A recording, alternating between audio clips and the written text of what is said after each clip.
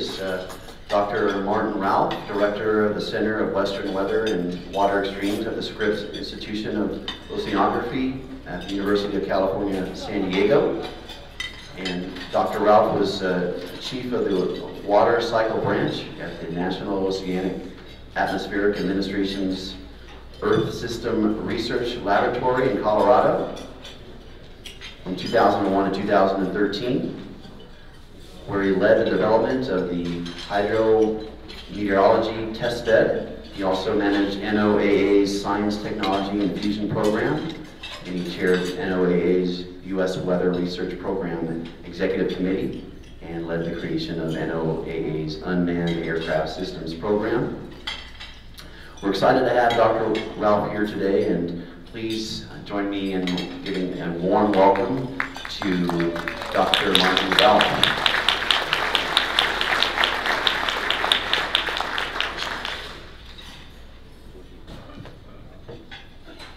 Thank you very much, and appreciate the invitation to be here and share with you some of the work that a group of folks are doing on this weather phenomena that I think is important for water in the West. And I guess I had control of the slide advance thing here. Okay, yeah, I come from Michigan originally, moved out west as a youth, and saw big storms in southern Arizona that caused floods, dry riverbeds suddenly becoming awash with floodwaters and the landscape coming back to life. And in Michigan and back east, how many people are from east of the Rocky Mountains originally? So a lot of Westerners here, very good. Those of us from back east grew up in many cases in places where water there's a lot of it. And if you have a dry spring, you get a wet winter. If you have a wet spring, you get a dry summer. You know, it offsets through the year. Out here in California, we have one wet season, and much of the West Coast is similar. We have a little bit of monsoon if you go far enough, you know, towards Arizona and all that. But really, what makes or breaks our water in the West is these winter season storms. And that's what I'm going to share with you about today, is some science we've done and some application of that we're working with water managers on. So this is the topic, atmospheric rivers. I realized, oh, I had the screen there. I can see. All right, so what is an atmospheric river? It's a phenomenon that we've been learning about for about 15 years now.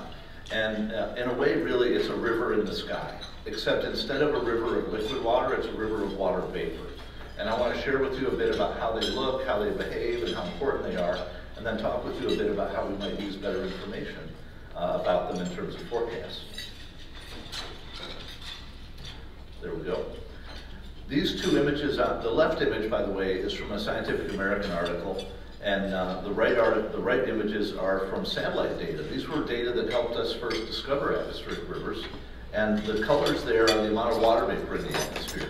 If you took like your table there and imagine going all the way to space, grabbing every water vapor molecule and condensing it into liquid, it would be all of about that deep, maybe an inch, 2 centimeters or so. All of our rain and snow comes out of that water vapor in the atmosphere. Sometimes we can get many inches in a day, but it's coming out of an atmosphere that any given spot's only holding that much, and that's where the weather and all the physics comes in. These pictures are of how much water vapor is in the atmosphere when you add it up vertically. And you can see those ribbons labeled atmospheric river. The orange and red are very moist. The ribbon down at in the bottom of each image is of red and purple is the tropics. And that water is just pretty much sitting there. And then once in a while, we'll get some of it extruded into the mid-latitudes here. You see that bottom one, for example, coming out of Hawaii, hit the northwest and dumped something like 25 inches of rain in 3 days. That's an example of a Pineapple Express version of an AR, one that comes more or less over Hawaii. It was a common term in the West Coast for many years. That one in the top panel is coming from due west towards the coast, and that's really not going over Hawaii. We don't refer to that as a Pineapple Express, but it's still an atmospheric river. So Pineapple Express you can think of as a flavor of atmospheric river. And these rivers happen all over the planet, largely in the mid-latitudes, and at any given moment there might be 3 of them present in the southern hemisphere, let's say, or in the northern hemisphere. And when you add up all the water vapor flowing along them, it's 95% of the water vapor transporting the atmosphere is happening in these narrow rivers. And I've got a number up there for you. If you slice across one, much like slicing across a terrestrial river and count how much water is flowing, it's the equivalent of about 25 Mississippi rivers worth of water. Just one atmospheric river. Those ones in the pictures there, those are extra strong. Those are probably closer to 50 Mississippi rivers. They're bigger than any terrestrial river on Earth, more than double the Amazon, for example. It only takes a few of these to really drive the water cycle on the planet.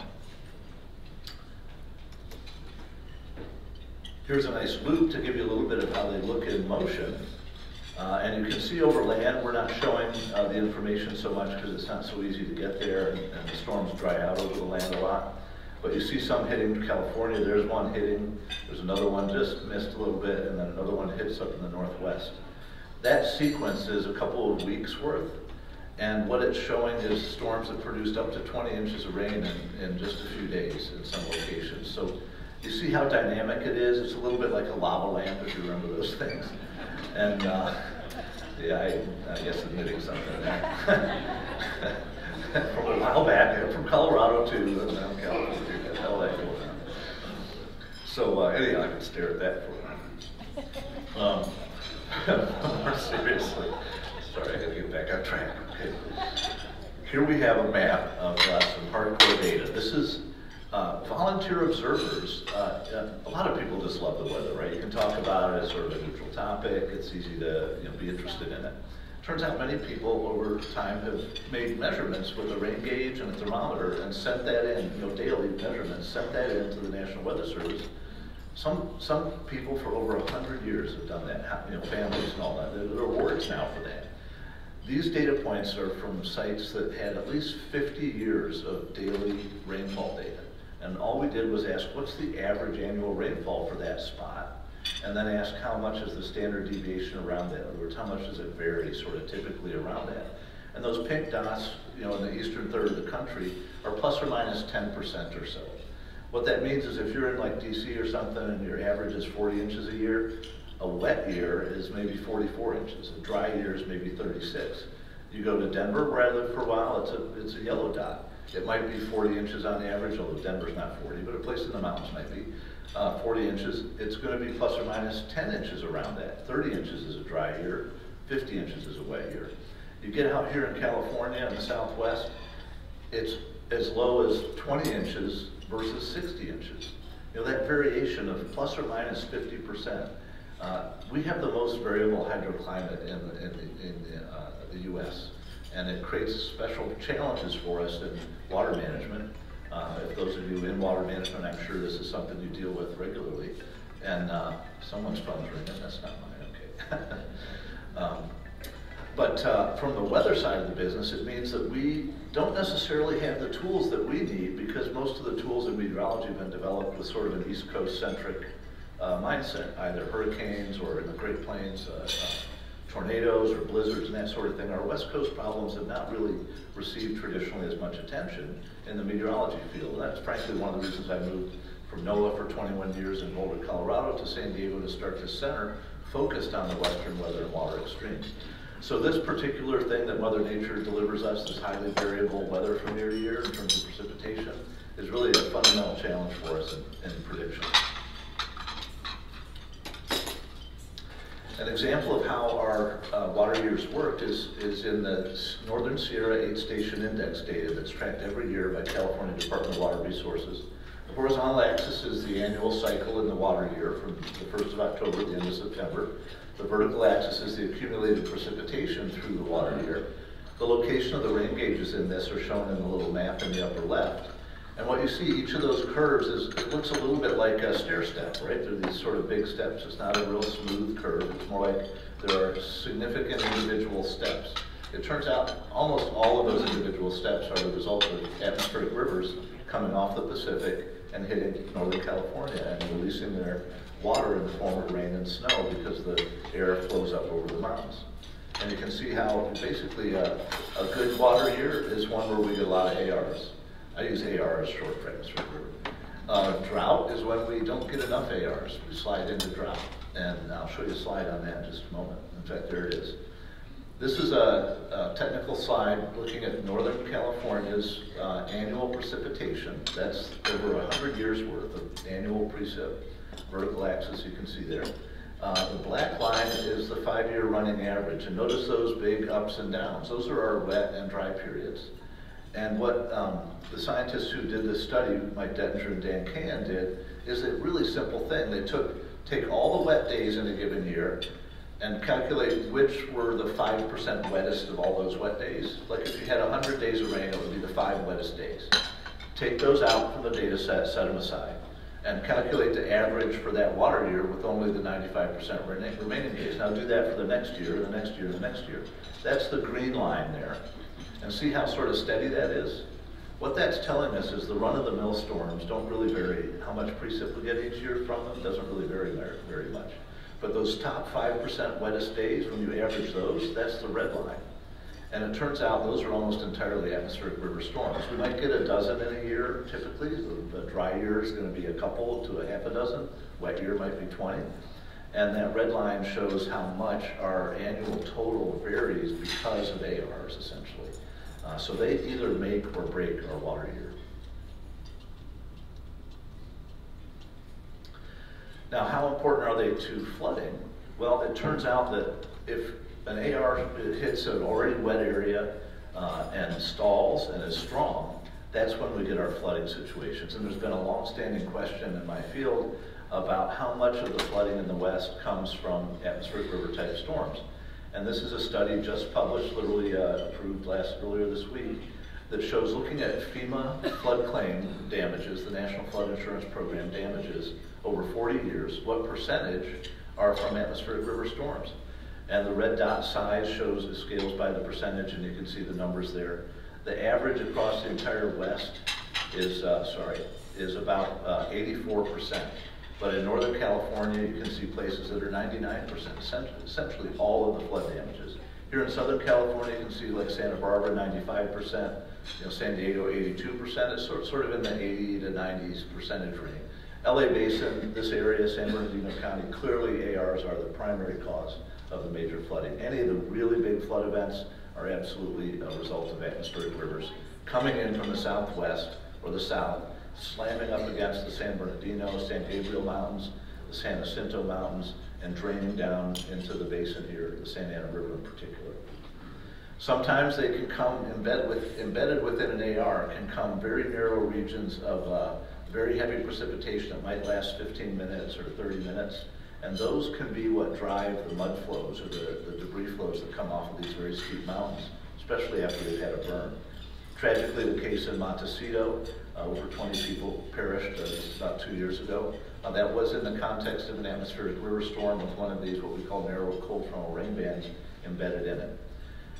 These are very motivating things for us in science to try to figure out how to better predict these type of storms, realizing their impact on people and their livelihoods, as well as on the water supply that we have.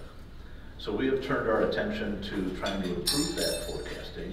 And one of the things, that's the basic reason to create this center. This is our website. I'm highlighting here Atmospheric River Reconnaissance, which I'll turn to in just a moment. But I also want to point out we have a number of forecast tools for atmospheric rivers. We're trying to make them relatively accessible to non-specialists in terms of the language and all, and visuals, but some of it's a little bit complicated. And I just want to welcome you to come visit our website if you would like.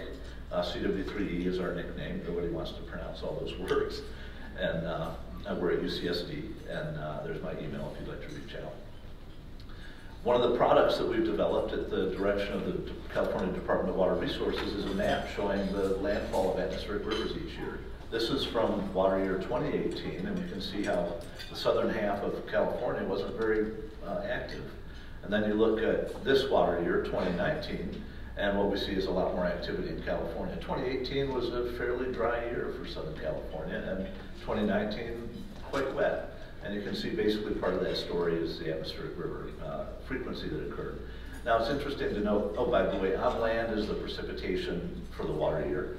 But the color of each of those arrows, we've developed a scale for atmospheric rivers in terms of their intensity and impact. And now we know how to define a weak, moderate, strong, extreme, or exceptional AR. The media has gotten wind of this topic, no pun intended, in some small way. ARs are basically wind blowing water vapor. So And we've developed a scale just published this last February with several colleagues, including from the National Weather Service and USGS and climate and hydrology and all that. And we're working with the media to explore the possibility of their use of this scaling as a situational awareness tool.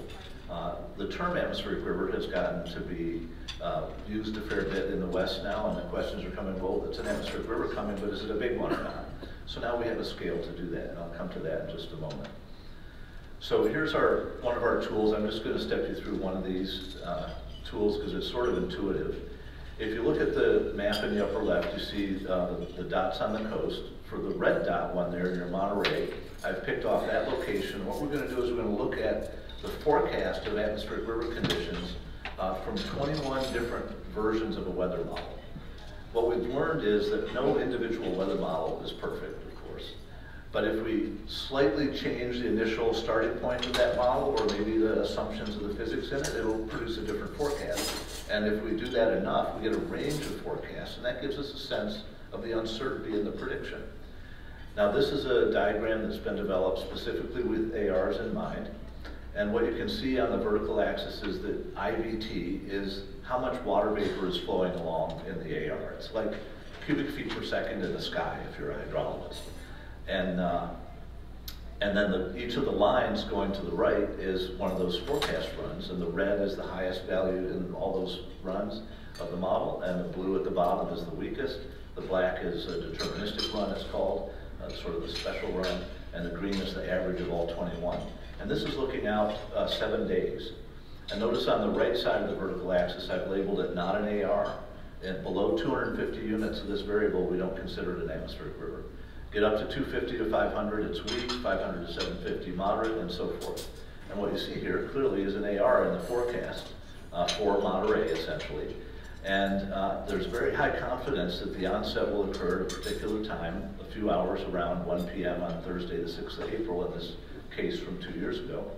And then we have a lot of uncertainty, however, in how long that AR is going to last. And it turns out, our studies have shown it's not just the intensity of the AR at a moment that matters, but how long it lasts over a spot. It's pretty intuitive.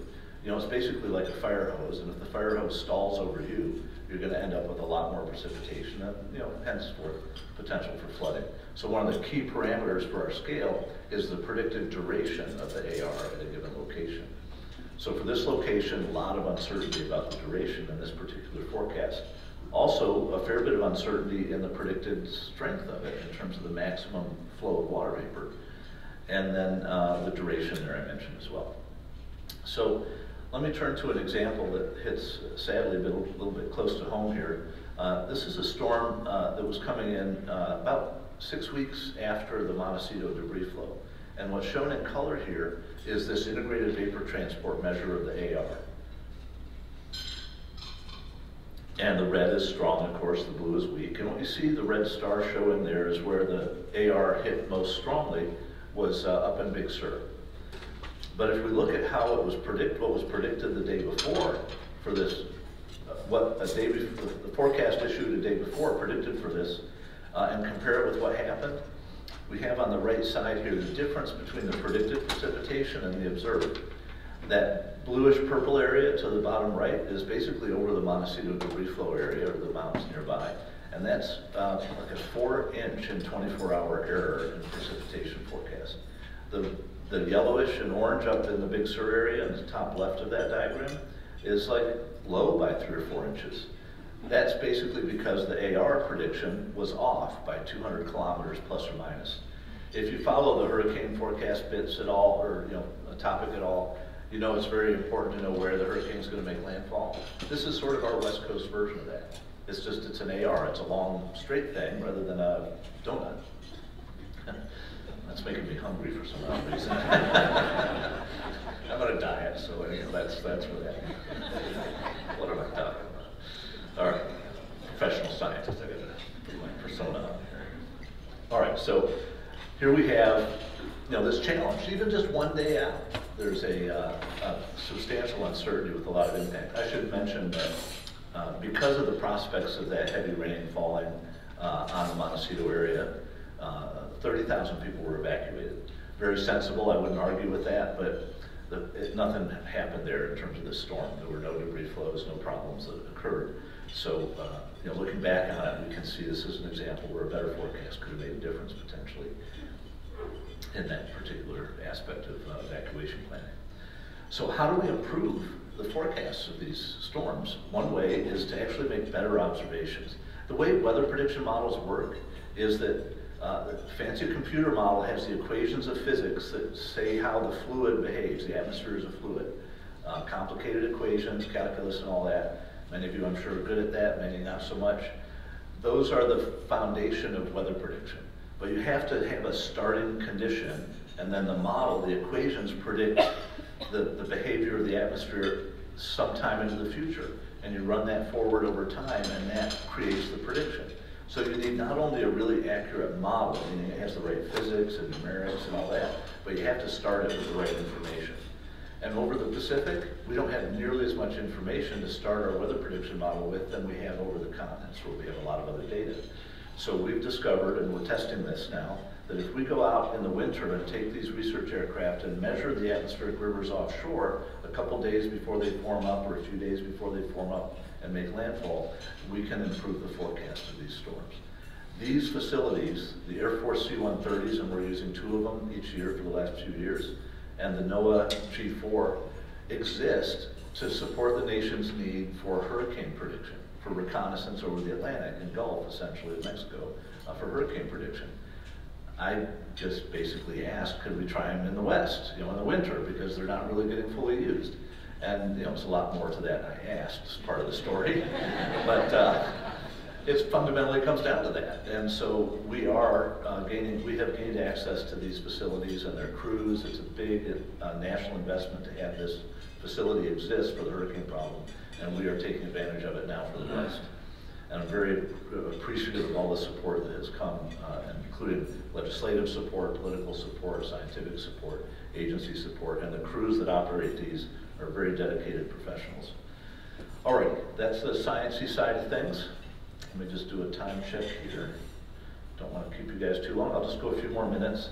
I want to talk about the application of this information to forecasting for reservoir operations. Most reservoirs, where the Army Corps of Engineers is the owner of the water control manual or has a lot to say over its operation, maybe even owns the dam, it's very hard for them. It's not really allowed to use forecasts to operate the dams, because when they built the dams, the forecasts were really lousy. Most of the dams were built decades ago, and weather prediction was really pretty lousy. Forecasts of precipitation are particularly tough to get right.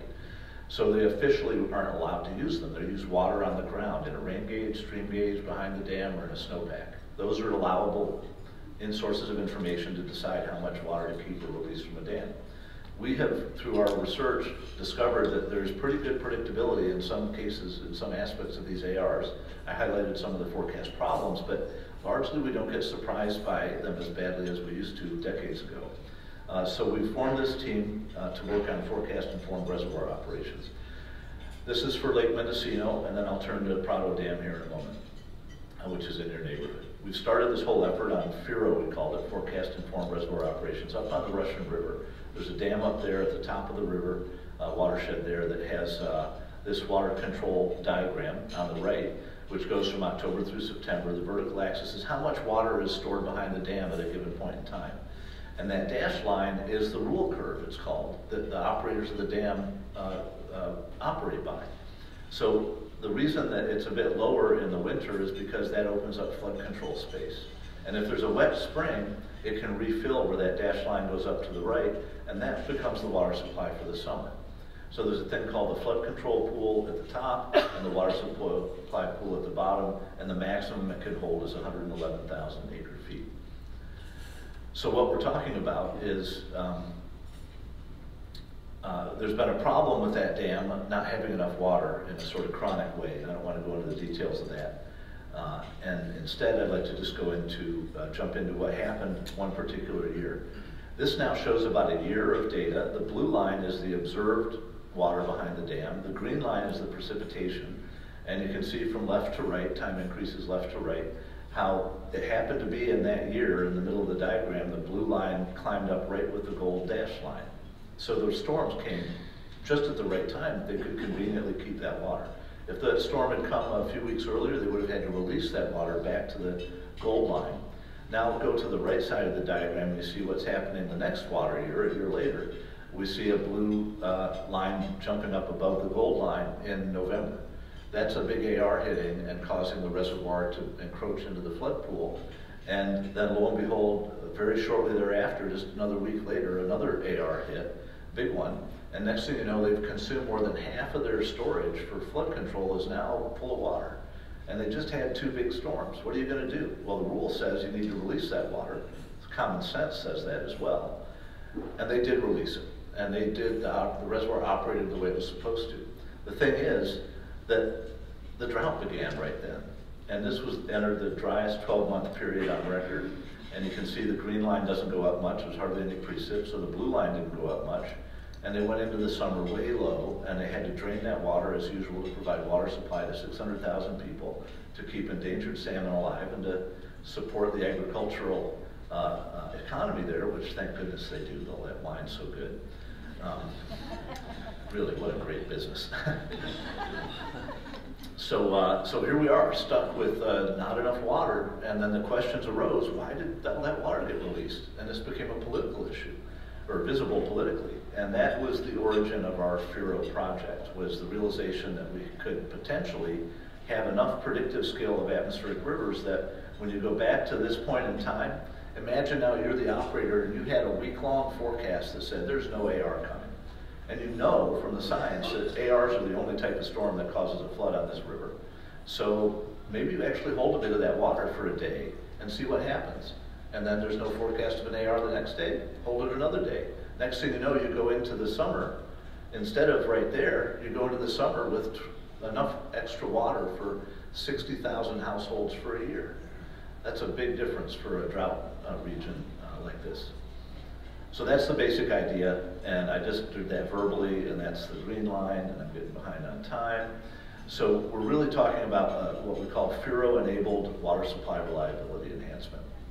In addition, you can imagine, I don't have it shown here, that if there's confidence in a big storm coming and the water level in the dam is down at that gold curve in the winter, you got the full flood control space is empty, the water agency that depends on that water for supplying people in the summer has offered to be willing to dip into that water supply pool and release some of it before the storm hits, risking their water supply for the summer, based on the idea that the science shows there's enough skill to anticipate at least that much water will flow back in, even if the bulk of the storm misses. They'll refill their summer water supply. At least that bit they challenge. So there could be better flood control as well. So it's a team approach, very diverse group of individuals in terms of expertise and agencies and all that. We developed a work plan. We've carried it out. I won't go through all the details here to say other than we did a projection that we could get up to 20,000 acre-feet extra water each year on average, which is enough for tens of thousands of households. It's worth probably in the order of $10 million right there, or 20 million for that amount. And this would be just using the existing infrastructure, the dam, but with modern science and tools supporting it. And the big question is, would there be any change in flood risk or flood damages if this were to be done? And this is a very detailed study led by the Corps of Engineers that showed the fact all those lines lie up on top of each other, no change in flood damages projected. So essentially, this method could improve both the water supply, in this study, the water supply reliability. We're doing the related study about flood control, not compromising water supply. And the results are very promising. So there's the summary for Lake Mendocino. Let me just go ahead to the last little bit here. This is a picture from a Southwest flight I took looking at the region here, actually much of San Bernardino County. Prado Dam's right in the middle. You see the big mountains ringing it. So we've started a project with the Army Corps of Engineers, and Orange County Water District is a recipient of the water that comes out. A little bit of water that gets stored after a storm behind the dam can be released a bit slowly and end up in the Santa Ana River, and it recharges groundwater in Orange County. And millions of people benefiting from this. So we're working with them to see if there's a chance to do just a bit more in a way that's safe and environmentally friendly. And we formed a steering committee for that. This is one of our approaches. You can see us on the dam with the beautiful mountains in the background. Army Corps of Engineers, California Department of Water Resources, National Weather Service, Sonoma Water. The folks who I worked with on the first FURO study have shared their chief engineer with our committee to help, and Orange County Department of Public Works. So let me just hit the scale thing and we'll be done. So how does the scale work? Well, it's just 1, 2, 3, 4, 5, and it's AR 1, 2, 3, 4, 5. And the categorization depends on the strength of the water vapor flux, that CFS in the sky thing, how much water vapor is flowing, the maximum of that during a storm. So the way you apply this is you take an individual location, let's say San Bernardino County, and ask the question in the forecast, what's the maximum amount of vapor transport going overhead in an AR that's coming in?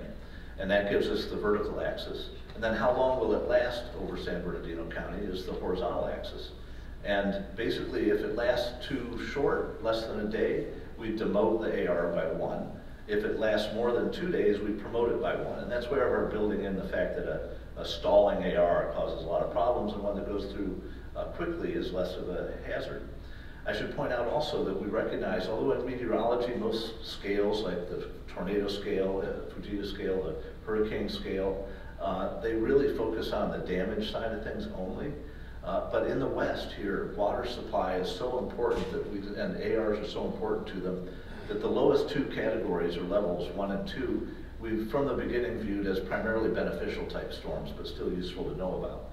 But we get up to category 3, watch out for hazards. Category 4 and 5, really sort of batten down the hatches. And just recently published the same paper I mentioned a moment ago, where we showed the red dots and like 80 to 90% of flood damages in Southern California from ARs. We now did that calculation, but with this scale in mind. So how do those damages relate to what the category is? And here's the result. Oops, I'm showing a different thing. This is our forecast of, I didn't know I put this in there. This is behind the firewall for now. Basically, it's a prototype we are developing to visually display a forecast of AR landfall. And the dots on the shore there represent the AR category. So see the yellow dots in the Bay Area here, that's saying that the forecast is for a category 3 AR to hit that area ahead, a few days ahead in terms of this forecast example we used. There we go. And, there's the scale with the relationship of the scale to flood damages. And essentially what we see is the median damages with a category 4 AR is about $20 million. With a category 5, it's about $300 million. Essentially, with every level in this scale, once you go from 2 to 3, 3 to 4, 4 to 5, there's about a factor of 10 increase in the damages. So we didn't invent the scale having those data to look at the economics. This was done after the fact. So we intended for it to relate, but it was a nice finding to be able to verify that. And there's an example where I just showed you that.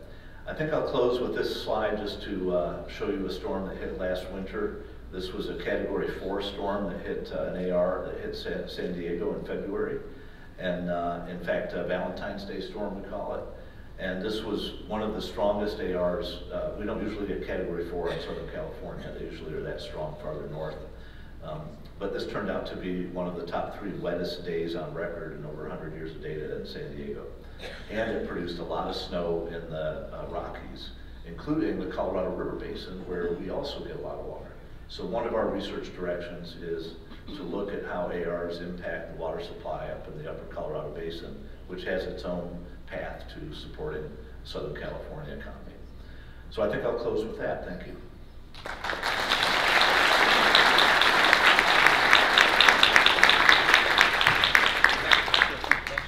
I'm happy if you want questions, yeah. Or if you want me to take questions. Yeah, so we've got time for a few questions here. We're going to pass the microphone around. Just go ahead and raise your hand if you've got one. I'm going to start over here with Mr. Baker.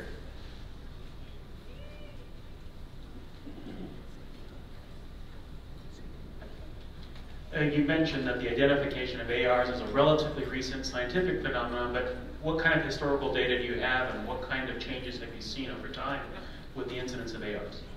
Yeah, ARs have been around forever. We've just really recently learned about them. That satellite data with the red and yellow and all, that's really, it just jumps out at you. And we've learned a lot more because of that than the aircraft data. So what we see in the projections of the future is more and larger ARs on occasion. Basically, the fuel of an AR is the water vapor in the atmosphere, and a warmer atmosphere can hold more water vapor. So it's something that's a hot topic in the science field.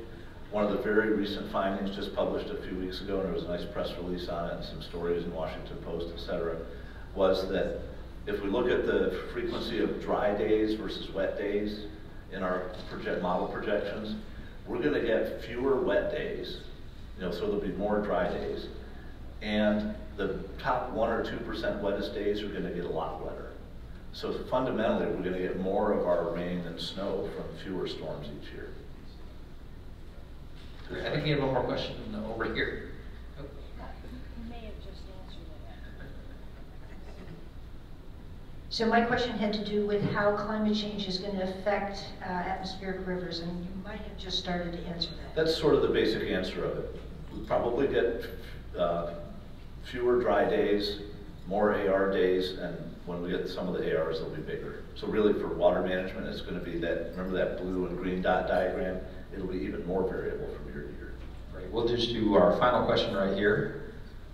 Dr. Ralph, has your center begun to look at forecasting the geographic locations in California that are most likely to experience ARs, basically so that regions of Southern California in particular can look towards making decisions about where to build stormwater capture facilities that we don't currently have?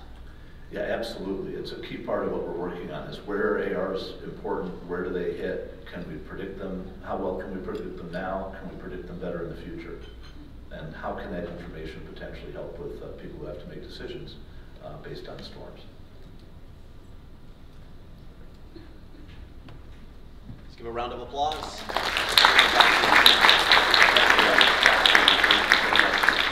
Thank you, Dr. Ralph. It's fascinating to get that information and find out more about the implications, not only from the flooding and public safety standpoint, but also the opportunities to capture that precipitation. So with that, I want to just thank you all for attending our conference today.